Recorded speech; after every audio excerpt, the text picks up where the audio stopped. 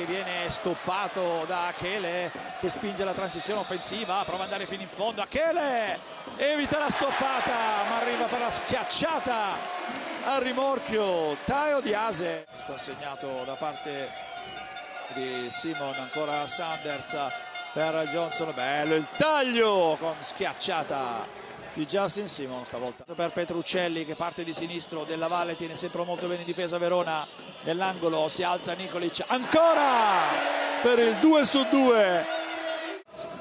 Achele consegnato per Petruccelli, gioca a 2 proprio il 45 maglia Brescia, poi fuori per Della Valle che parte, si arresta, tiene sospensione a Medeo Della Valle. Serie di blocchi a liberare Petruccelli, che esce, tira da 3, la rimessa ben congegnata per Brescia. Le due squadre che hanno tirato giù lo stesso numero di rimbalzi difensivi in questo quarto. Poi pallone recuperato dallo stesso Petruccelli, che stavolta sì può andare a consolidare la sua doppia cifra della stagione 2021.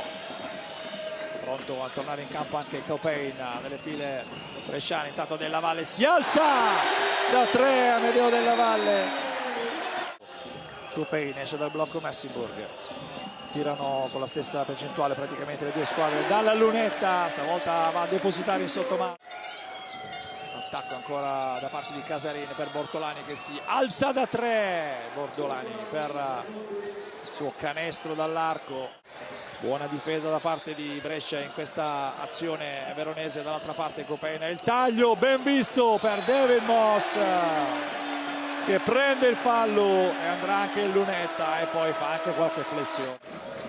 Henderson, a parte di mano destra, si ferma per Cappelletti, quindi Bortolani, Vago Bortolani alza la parabola, canestro non valido, fallo di sfondamento, che ha 10 secondi adesso per cercare il tiro.